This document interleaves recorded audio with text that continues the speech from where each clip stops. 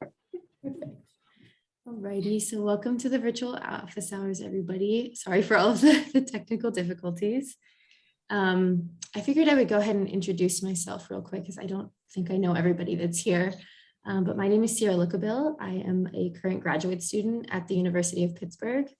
I'm getting my master's in public health and epidemiology. And this summer, I've been working with the team here on the office hours and newsletters and social media and that kind of stuff. And I'll be kind of facilitating the discussion a little bit today. Let's see how I can get this to work. Okay, I think I have to do it like that. So we kind of thought it would be a nice idea to have Pat Thompson read from the Division of Diabetes Translation. She's really familiar with this, this project. And she wanted to kind of speak to you all about she wanted to speak to you all about how to kind of prepare for applying for funding. She unfortunately could not make this week's session. So she just kind of came up with a few questions to kind of get everybody's brains thinking for when she is going to present in September. And she gave us some three kind of big questions for brainstorming. And we're just going to kind of have an open discussion about those questions that she thinks are really important in terms of getting ready to apply for funding, so that if the opportunity arose, you would be ready and already have some ideas kind of going. So that's what we'll be doing today. So her first question was kind of, if you could get funding, what would your dream project be for your coalition? And this is kind of a big question, but I think it might be good to kind of hear ideas from each other and just see what kind of things are important in your communities and within your coalitions. So I'll kind of open it up to you guys to discuss as you see fit.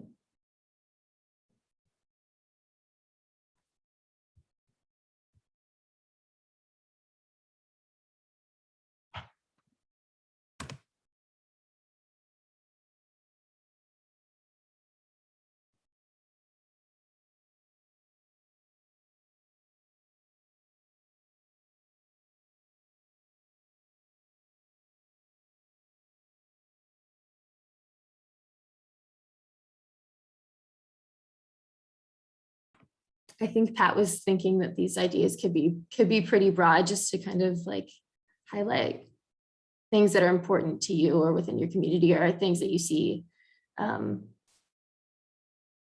you would like to kind of implement within your communities.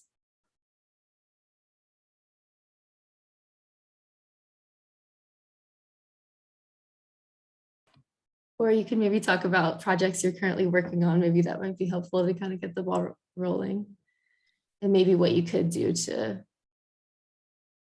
add on to those, I guess. Sierra, I don't know that I actually have in mind a dream project as of yet. My thing would be what, and maybe you all could have some ideas to help me. What can I do? Of course, I know with COVID, it's really hard to do much of anything. How can we get the community involved in wanting to be healthier? It just seems like you offer these things and you have ideas of things that you want to do, and you offer, things for people to be involved in and take part in. But how do you actually get them out and get them interested in trying to be a healthier person and doing the right things for their health?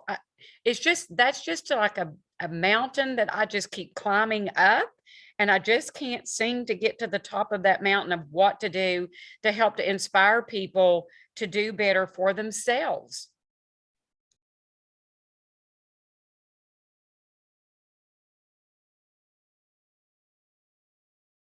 Yeah, I'm sure those of you like among other communities and coalitions can probably speak to this better than I can, but I'm sure it's difficult. I can't imagine how difficult it is with COVID right now too, just getting people. I feel like this summer we had a little bit of a spurt where people were starting to get out and do things more, but I think that's with the Delta variant. Obviously people I think are a little bit more hesitant again now. I mean, do you guys feel like, this is a question that I've kind of been wondering too, like within my studies, like, do you think social media is a great way to get to people. I mean, among my generation, I think it might be, but I know you guys are serving different generations, different communities. I wonder what that looks like for you all. Like Janice posting. Oh, sorry, what was that?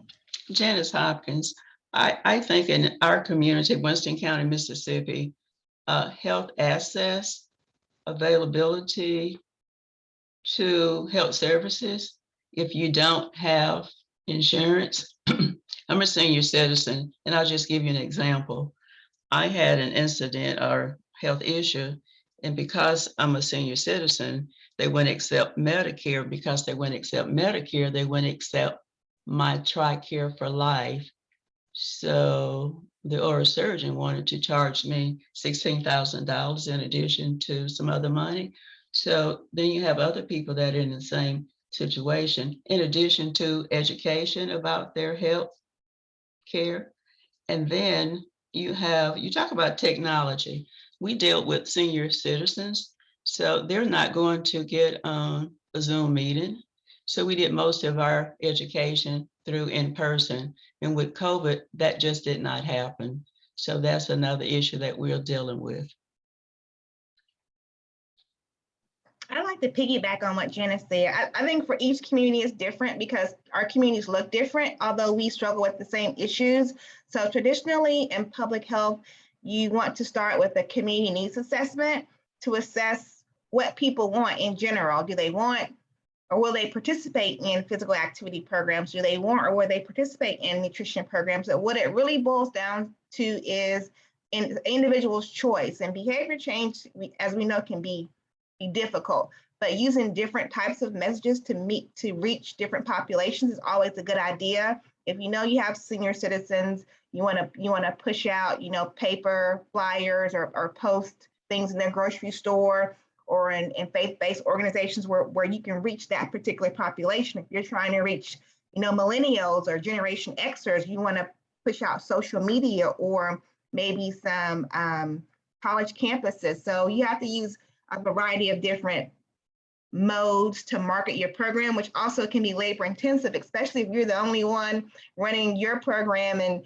probably a couple of other programs. So that's been a consistent theme with our coalitions all along. We have very few people implementing good programs that we want to offer, but it seems like people don't want to participate in them. I think we probably need to shift the paradigm on how we think about reaching those people, because people want things to do, even if they're doing it in their homes. But how can we reach them and give them what they want from a public health perspective from community programs?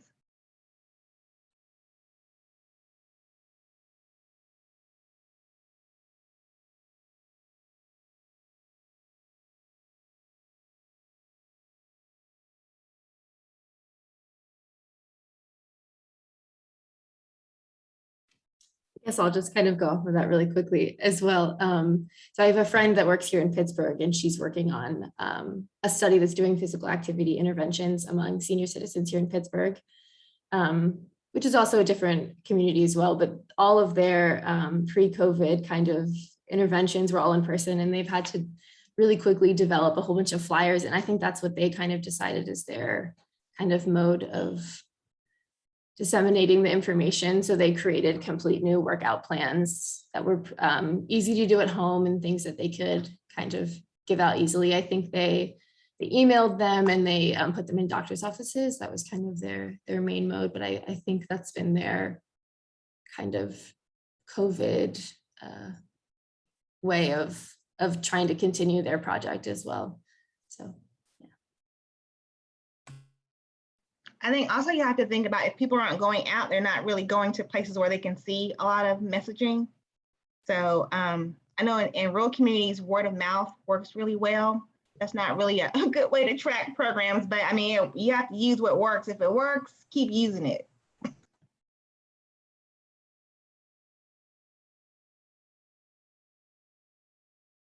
I know the folks in Mingo County, West Virginia, use a lot of social media as their avenue.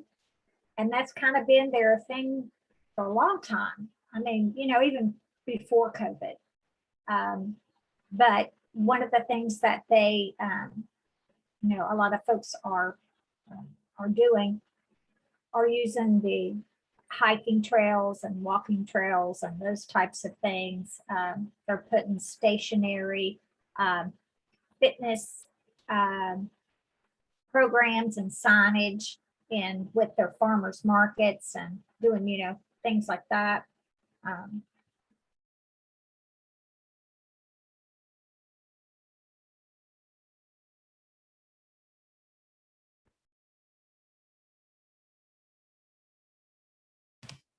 Yeah, I feel like social media can be a really great tool as well, as long as people obviously have the access to it. I know my friends and I, the one that does the physical activity stuff, they had kind of thrown around the ideas of putting out like Facebook post reminders, like since people were going to be home so often, maybe putting out a reminder a few times a day just to get up and stretch and just do something active, even if it's only for 5 minutes, just so people are kind of thinking about it still, at least within like my community. I know that like a lot of the older generation does spend their time on Facebook, those that have access to it. And I think that more than obviously any other social media was a good kind of way to reach them as well.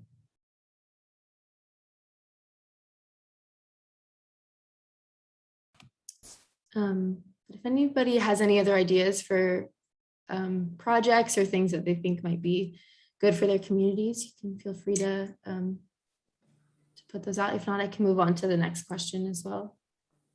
Well, this is Janet Coward from Lake Cumberland, and we had discussed doing, one of my coworkers did something last fall, a walk, and it was a really big success. So we were going to try to build on that to even some of our other counties. Of course, with COVID, everything, we've pretty much stopped planning anything. All we're doing is COVID. But I think, as Mary Beth was saying, just trying to get your community involved. It's just really hard to keep them engaged. I don't know what the solution is. And plus, some of our counties, we talked about trying to do maybe some healthy eating or cooking classes, just because that is a big need. And just using the food that's available, not trying to fix some gourmet meal, but just fixing things that's available, making it healthier.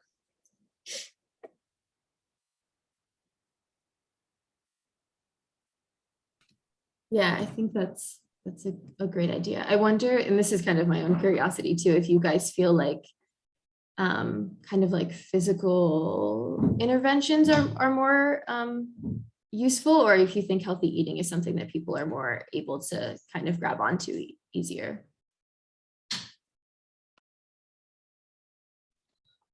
Also, okay, if you don't know the answer to that, I was just kind of curious. What we have noticed, it seems like our older population likes the eating, especially when we did like Cooking Matters and things like that. And we did offer that earlier, like in the early spring, but we offered it 2 of our counties, and it was going to be Zoom, and we had our county extension agent that was going to provide it, but we ran into nobody could get internet service, so that did not work. And we did not have a facility where we could offer it, where we could social distance everyone. So with the cooking, it seems like our older population was more involved in that. And with the physical activity, it was really just a mix. We had some young people, but then we had some of the older population that was involved in that too.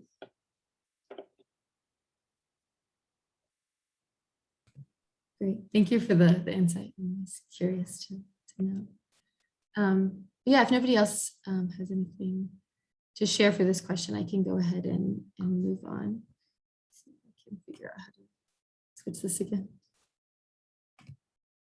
Right, so Pat's second question was, again, trying to figure out how we can start preparing to apply for funding. And this is kind of a big thing. If you have the data to support the projects you want to do and highlight kind of the importance of the project. I think when it comes to projects around like healthy eating and physical activity, I'm sure that data is kind of maybe easier to understand and to have, but if you guys want to discuss that a little, we can definitely do that.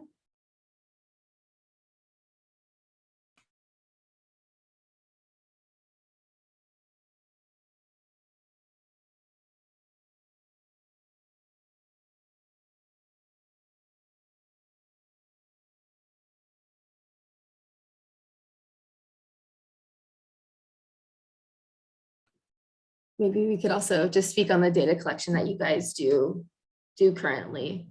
I guess Pat was kind of thinking, you have your idea, but you have to, if you're going to be applying for funding, they obviously want to see that that's something that you need within your community. So, yeah.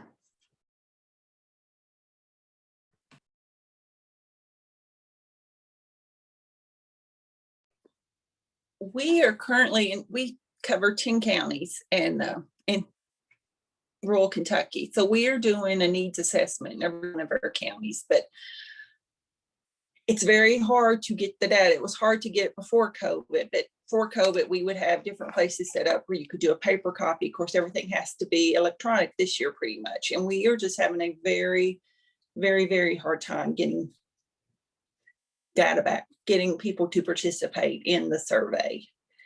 And then when we do offer programs, when it was in person, before they started the class, we might have something for them to fill out. And then after 6 weeks class, if it was a physical activity, ask those same questions and you can compare where they have improved.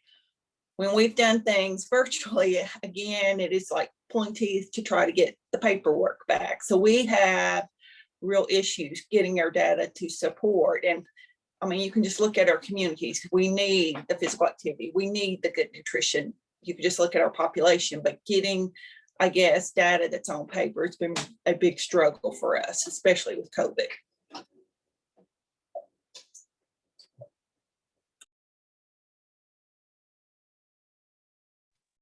I'm going to agree there with Janet on getting any kind of paper data. That's pretty much impossible at the moment. But with our food for thought that we have done, and I know that sometimes that limits people simply because they don't have access maybe to Wi-Fi or be able to be, on their device. But with our food for thought, we've just kind of looked at it through where we have shared it, and the ones that we have done, we've had anywhere between, on an average, anywhere between 400 and 500, in some cases more than that, views. So we feel like that's a pretty good number, considering it's something new, but it does give people an option to, and for those of you that's not aware what the program does, we visit our local farmers market once a week. They're at the extension office. I'm working with our extension office, and then we take the foods that we get at the farmers market and then go in and prepare a dish that is a healthier option for things. And we use, whatever happens to be available at the market at that time. But with that being said, we do have the data to support that it's went pretty well, considering this is the first time we'd done anything like this together, that we partnered up and did bring in our farmers market with us. So I think, between 400 and 500, and in some cases a little more than 500 views, we're pretty pleased with that, and it being a new program.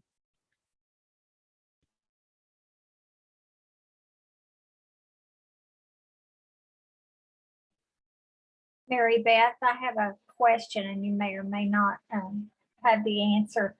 Does it, on your views, have you been able to look as to how long the participants stay on those views? Because sometimes I don't know how long your presentation is, if it's, 15 minutes or whatever.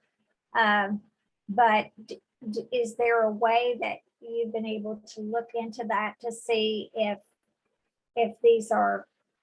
they attended the whole entire video or just partially, 2-3 minutes or 10 minutes of it? I actually don't know. Elaine might be able to pull that up. I'm not very computer savvy. You all have worked with me, but none of our videos that we do for our food for thought, nothing's over 10 minutes. Everything is under 10 minutes, because you're right. If the longer you go, the less engaged people will do. They're like, okay, I'm done with this. So everything, by the time she finishes and pieces it all together for us to post it, every one of them is under 10 minutes. So, but as far as knowing how many are staying engaged for the whole program, don't know that, Sheila. Yeah, I just throw that out there. And you're right, because a lot of people will click in, watch a minute or two and go, okay, I'm done with that. So I Right. will reach out to her and see if there's any way that she and I can figure that out. Okay. And there might be a way. I don't know. I could ask Kevin too. I'm sure there is, but Mary Beth would have no clue. I'll ask Kevin. Okay. Sheila, it might also depend on which version they have. Some collect more information than others. But Kevin would know that too. You guys do this on Facebook, right? Do Mary what? Beth? Do what, Hank? You guys do this on Facebook, right? Yes, we do.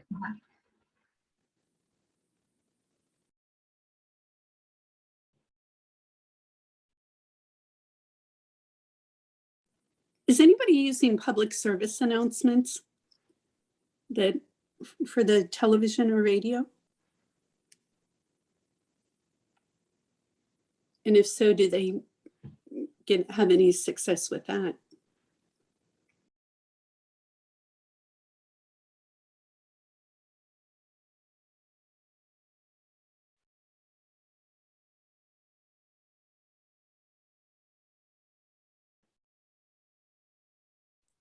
I haven't actually used TV for any kind of public announcements. I have been on the radio and done some things on the radio. I'm very fortunate that one of the gentleman that works at the radio station is a former student of mine.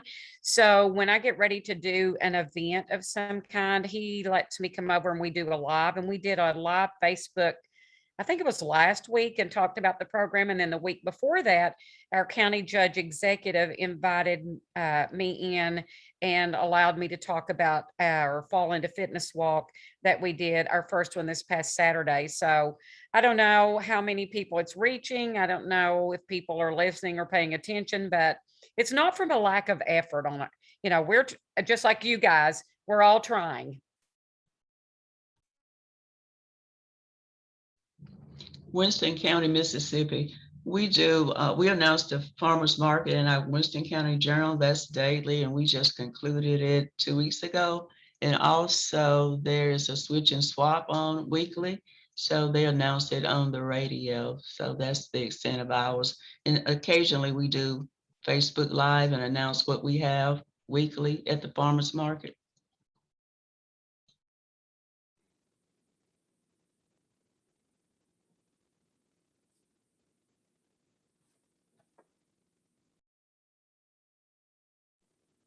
And I guess other than kind of gauging attendance, you really don't have data on if that was beneficial or not.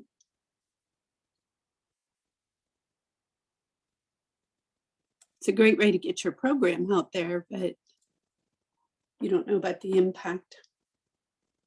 Well, I guess the only thing with the journal, you'd only know how many subscribe to the journal weekly. Radio, the audience link. There are several surrounding counties that listen. How many is listening what particular day, you don't know. Yeah.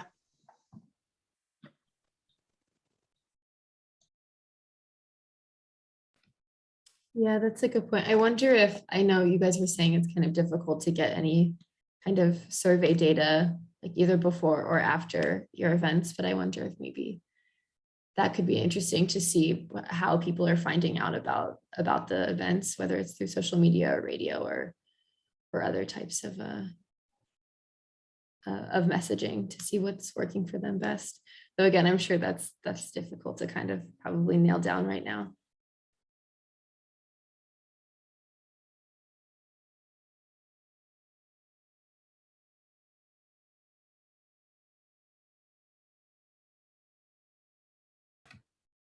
So I think you guys brought up really good points. Obviously, the data, like to support the need is there, which I think is probably a lot easier to kind of get a handle on, but also that the interest is there as well for the project, and that you have been able to successfully do them. And again, I think all of this is so different right now because of COVID in terms of what kind of events and things you're doing. And I think it's been difficult, I'm sure, to kind of try and figure out what works. But I think that's kind of the main idea that Pat was trying to get across. Yeah, I can move on to the next question as well, unless you guys have anything else you'd like to add about this.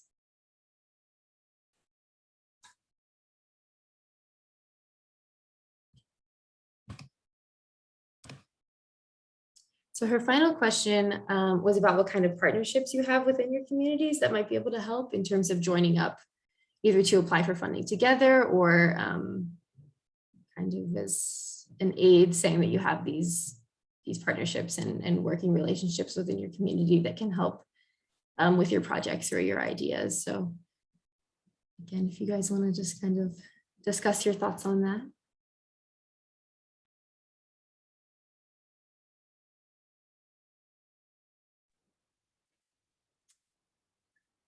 This is Janet from Lake Cumberland again. We have all our communities are great. Everybody seems to be basically in the same boat, very limited incomes, very limited personnel. We have done numerous things with our extension agents, but over half of we cover 10 counties, and over half of them are now without a extension agent due to various reasons. So, and as far as I know, they're not hiring them back very quickly. So, we're sort of limited with their extension agents at the moment, but we've also reached out. Our libraries have been wonderful to help us host and promote activities that we're doing. Those are probably the two biggest supporters we probably have.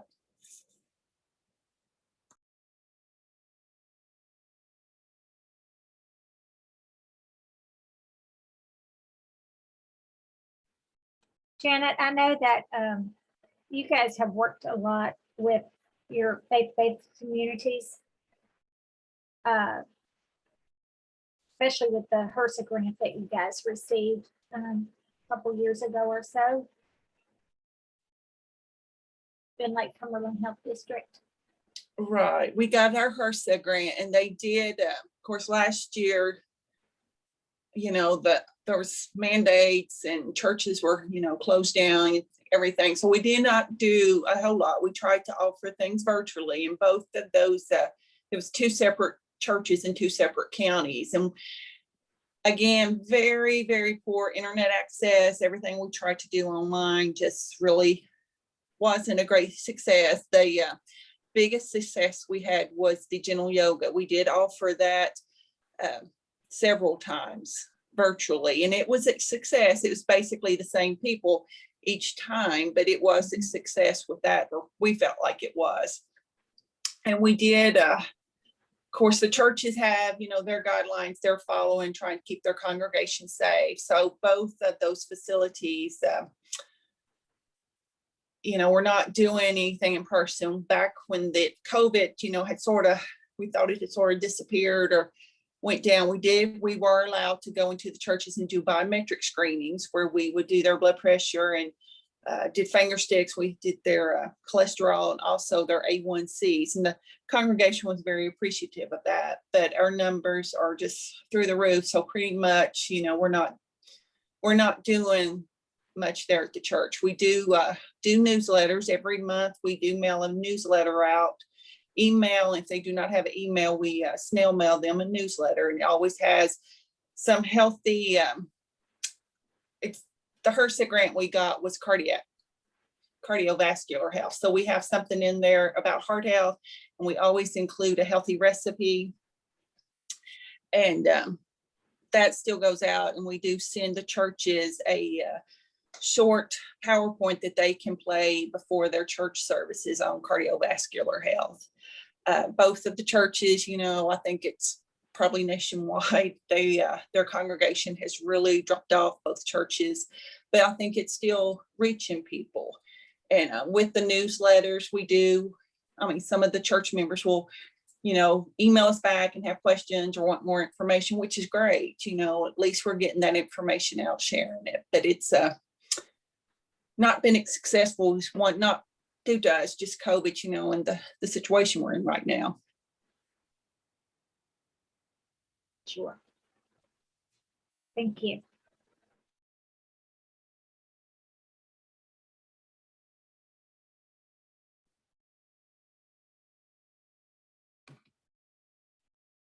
I'm not sure if everybody saw what Regina put in the chat, but that she said that another coalition suggested ads on through the virtual church programs. And I think that sounds like a good idea too. I know my congregation, I think, has been pretty much virtual for a while, and they, put ads for different events and things. So that's a good idea as well. Does anybody else have any other ideas or things that they've been doing within their coalitions and communities?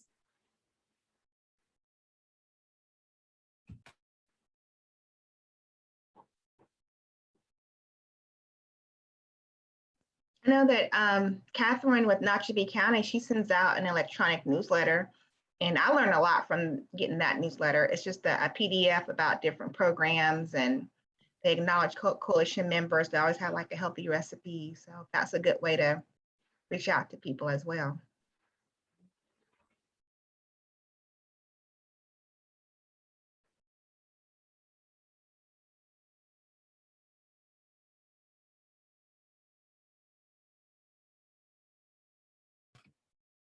Great, so I'll go ahead and move on then. So those were the kind of big three questions that Pat had proposed to us for the discussion for today. Like I said at the beginning, but for anybody who didn't hear, she's going to be here for our September virtual office hours on the 22nd. And I think she's planning to kind of walk through this discussion. I think we're going to give her this recording so she can kind of hear what you guys have had to say about it. And maybe that'll help formulate what she wants to talk about as well. She also wanted to talk about funding resources as well. And sorry, was that something? But yeah, so Pat's gonna be in here in September, and I put Regina and Sheila's and my email too, in case you guys have any additional questions you guys can think about. And we can send them along to her as well, so she can kind of address those during her talk in September as well. But if you have any questions now, feel free to shoot them as well. We can take them now, or if you guys want to discuss anything else, it's completely open. Go back to it.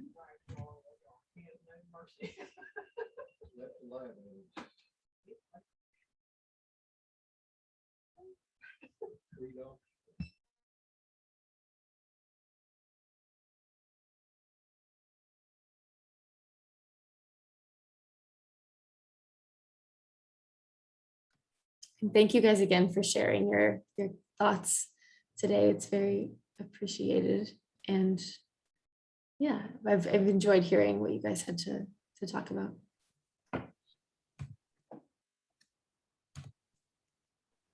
I think we were going to send Pat a copy of the recording as well, so she can just kind of get some, the feel of how things flowed and things like that. So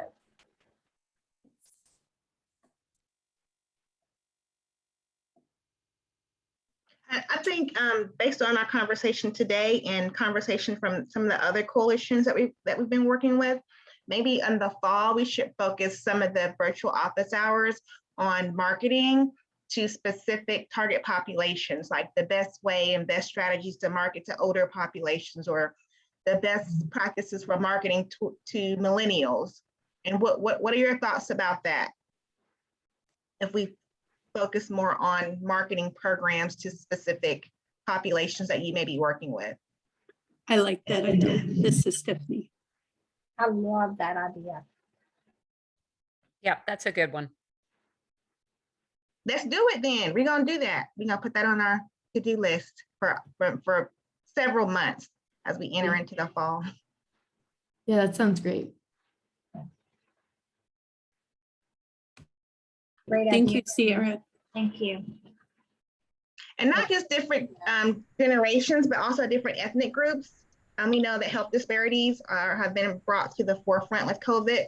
So how to market to your Latino X population, your African Americans, if you work with any refugees from other countries or have large populations of other ethnic minorities, how to market programs to them as well.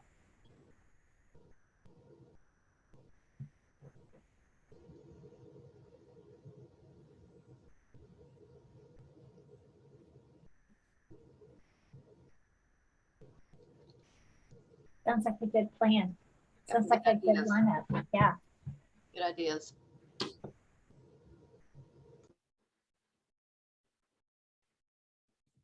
Agreed. So I'll open it up, I guess, one more time if anybody has anything else they'd like to share. But again, thank you so much for coming. Sorry for the technical difficulties again. Thank you, Sierra. Yeah, of course. Thank you. I hope you all have a good rest of your week. Bye, everybody. Bye. Bye. Thank you.